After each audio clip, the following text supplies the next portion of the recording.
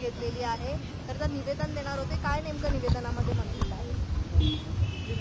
आज मी महाराष्ट्र राज्याचे पोलीस संचालक श्री सदानंद दाते साहेबांची भेट घेतली. सोबतच SIT प्रमुख तेजस्विनी सातपुते यांची सुद्धा भेट घेतली.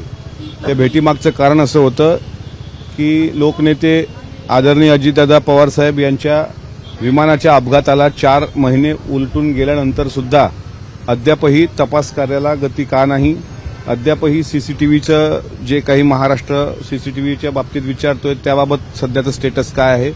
सोबतच बारामती विधानसभा पोटनिवडणुकीच्या अनुषंगानं ज्यावेळेस बारामती परिसरामध्ये मी होतो त्यावेळेस अघोरी पूजेचे काही प्रकार आढळले.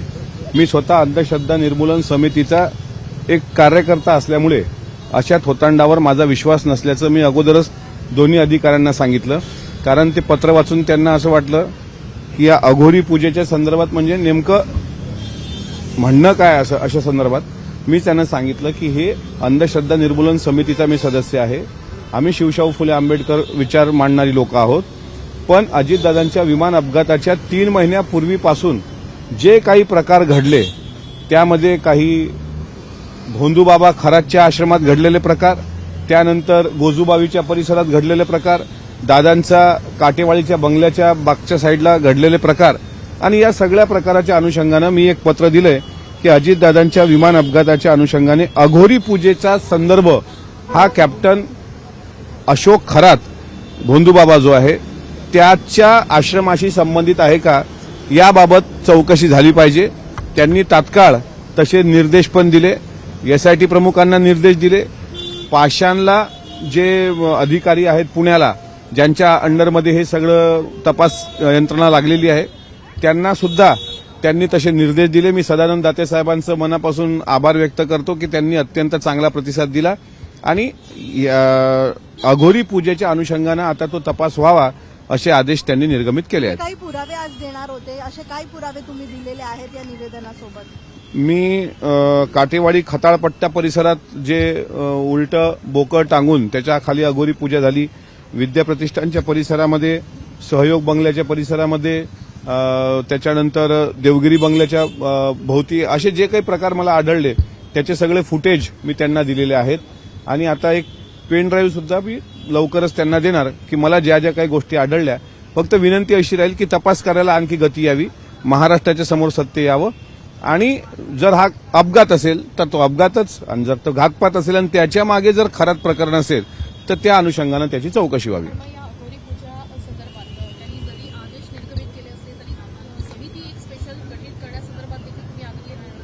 नाही, SIT प्रमुख जे सातपुते मॅडम आहेत त्यांना आम्ही हेच सांगितलं का तपास यंत्रणा तुमच्या अध्यक्षतेखाली आहे आणि खरात हा तुम्हीच अटक केलेला आहे म्हणून त्याची चौकशी करताना तुमचे कोणते भक्त बारामतीमध्ये होते का, त्यांनी हे सगळं घडून आणलंय का? कारण बाहेरच्या लोकांची हिंमत नाही आहे बारामतीमध्ये जाऊन अघोरी पूजा करण्याची. त्यामुळे बारामतीतली काही लोक त्याला सहकार्य करत होती का ह्या अनुषंगानं तपास झाला पाहिजे. आता याच्यामध्ये जर एका महिन्यात फारसा सकारात्मक प्रतिसाद मिळाला नाही तर मग माझं पुढचं पाऊल हे मी त्यावेळेस सांगणार.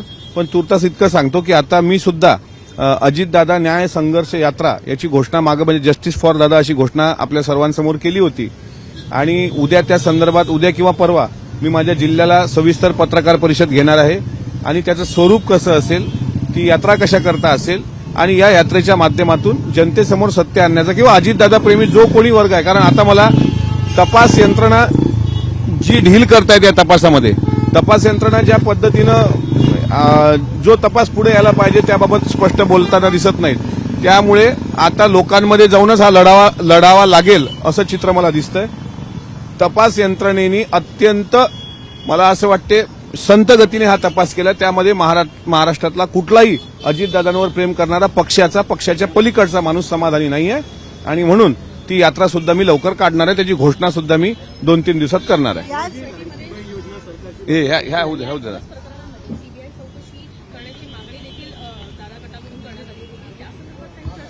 सीबीआयच्या तपास यंत्रणेसंदर्भात सुद्धा चर्चा केली पण तशी काही समाधानकारक उत्तरं मला मिळालेली नाहीत. म्हणजे सीबीआय चौकशी झाली पाहिजे हे पत्र मी पण दिलं होतं. आदरणीय सुनेत्रा वहिनींनी हे पत्रव्यवहार केला होता. सर्वांनी आपापल्या पद्धतीने हा पत्रव्यवहार केला पण त्याचं सुद्धा अद्यापही फलित झालं असं मला वाटत नाही.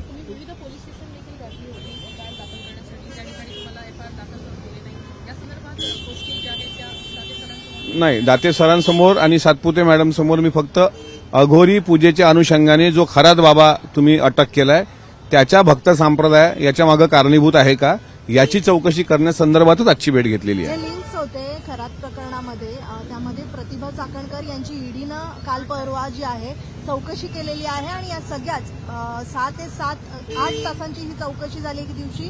त्याच दरम्यान ईडीच्या चौकशीमध्ये 50 लाख रुपये जे आहेत ते प्रतिभा चाकणकर यांच्या खात्यावर आल्याचं कळतंय. मात्र ह्या सगळ्याकडे कसं पाहतंय? मनी लॉन्ड्रिंग प्रकरण असेल किंवा त्या संदर्भात जर ईडीची चौकशी लावली असेल तर मला असं वाटते ते तपासात सिद्ध होईल.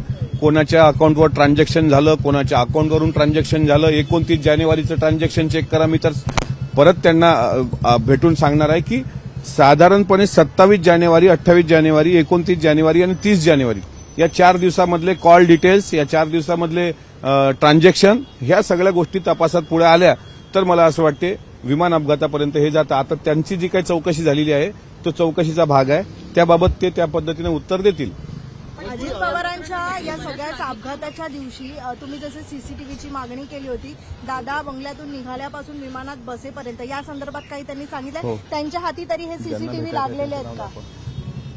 मी आता ज्यावेळेस दाते सरांना ह्या बाबतीतच विचारलं तर त्यांनी मला एडीजी सीआयडी ऑफिस पुणे हा ॲड्रेस दिलाय आणि एडीजी साहेबांना मी स्वतः पुण्याला सुद्धा भेटायला जाणार आहे. तपास त्यांच्या अध्यक्षतेखाली होतोय. त्यामुळे सीसीटीव्ही संदर्भात म्हणजे माझ्या मनात जे प्रश्न होते ते प्रश्न सदानंद दाते सरांना पण ते वाटले की हे विचार करण्यासारखे प्रश्न आहेत म्हणून त्यांनी सीआयडी ऑफिसचा नंबर वगैरे दिलाय. त्यात मी पुण्याला जाऊन पाषाणला जिथे ते ज्यांच्या अध्यक्षतेखाली हा तपास सुरू आहे तिथे भेटेल. कारण मी त्यांना म्हटलं का खरात बाबांचे हजारो सीसीटीव्ही सापडलेत अँटी चेंबरमधले, पण दादांचा विमानात बसण्याचा सीसीटीव्ही का सापडला नाही? विमानात बसण्याचा मी देवगिरीचा सीसीटीव्ही पण म्हणणार नाही आता, पण निदान विमानात बसण्याचा सुद्धा.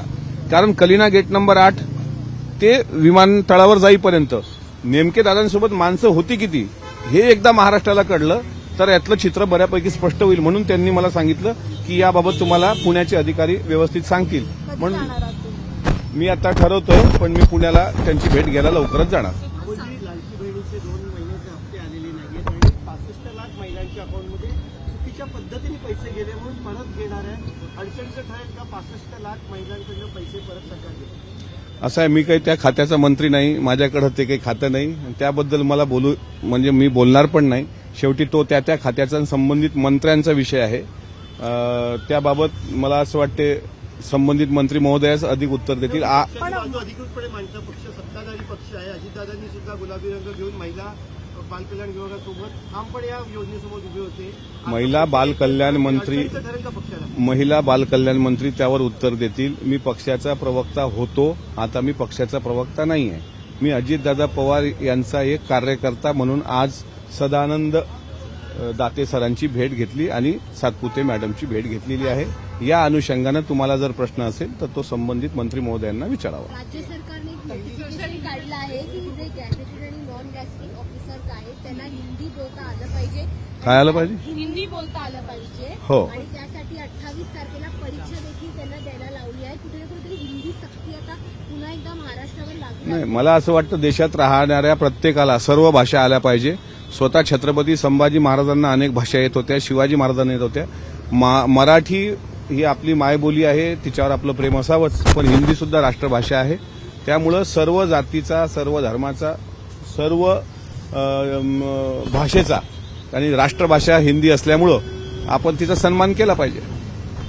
सर्वच भाषेचा सन्मान केला पाहिजे.